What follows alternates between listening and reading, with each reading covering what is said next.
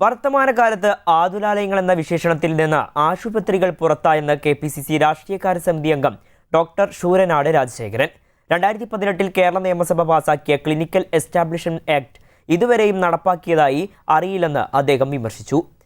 ആർദ്രത എന്ന പദം നിഘണ്ടുവിൽ നിന്ന് അപ്രത്യക്ഷമായി കൊണ്ടിരിക്കുന്ന ഒരു അപകടാവസ്ഥയിലേക്കാണ് പല ആശുപത്രികളുടെയും പോക്കെന്നും അദ്ദേഹം ചൂണ്ടിക്കാട്ടി. സംസ്ഥാനത്തെ ആശുപത്രികളുടെ ദുരവസ്ഥ തുറന്നുകാട്ടുകയാണ് KPCC രാഷ്ട്രീയകാര്യ സമിതി അംഗം ഡോക്ടർ ശൂരനാട് രാജശേഖരൻ. ഓരോ ആശുപത്രിയിലും ലഭ്യമാകുന്ന ചികിത്സയെക്കുറിച്ചും അതിന് ചെലവാകുന്ന രൂപയെക്കുറിച്ചും പരസ്യമായി പ്രദർശിപ്പിക്കണമെന്നാണ് കേരള നിയമസഭ പാസാക്കിയ ക്ലിനിക്കൽ എസ്റ്റാബ്ലിഷ്മെന്റ് ആക്ട് 2018 പറയുന്നത്. എന്നാൽ നാളിതുവരെ ഒരാശുപത്രിയിലും ഈ നിയമം നടപ്പാക്കിയതായി അറിയില്ല. വൻതുക ബില്ലടയ്ക്കാൻ നിവൃത്തിയില്ലാതെ വരുന്ന പാവപ്പെട്ടവരെ നിസ്സാര കാരണങ്ങൾ പറഞ്ഞ് ICUവിലേക്കും CCUവിലേക്കും വെന്റിലേറ്ററിലേക്കുമൊക്കെ നടതള്ളി നടത്തുന്ന ചികിത്സാക്കൊള്ളയ്ക്ക് അറുതി വന്നേ മതിയാകൂ.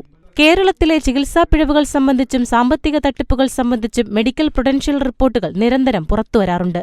പക്ഷേ ഒന്നിനും നടപടിയില്ലെന്നും ഡോക്ടർ ശൂരനാട് രാജശേഖരൻ കുറ്റപ്പെടുത്തി. ആർദ്രത എന്ന പദം നിഘണ്ടുവിൽ നിന്ന് അപ്രത്യക്ഷമായിക്കൊണ്ടിരിക്കുന്ന ഒരു അപകടാവസ്ഥയിലേക്കാണ് പല ആശുപത്രികളുടെയും പോക്ക്. ആർദ്രതയുടെ അഭാവത്തിൽ ആതുര ശുശ്രൂഷയുടെ സത്ത ചോർന്നുപോകുന്നു. പഴയകാലത്തെ പോലെ അല്ല ഇന്നത്തെ ആശുപത്രികൾ.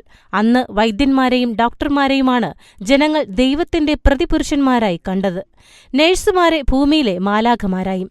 അവരിൽ ചിലരെങ്കിലും ഇക്കാലത്ത് സാത്താന്റെ മുഖാവരണമിട്ട് മരണത്തിന്റെ വ്യാപാരികളായി മാറിയെന്ന് വേദനയോടെ പറയാതിരിക്കാൻ വയ്യ എന്നും അദ്ദേഹം ചൂണ്ടിക്കാട്ടുന്നു.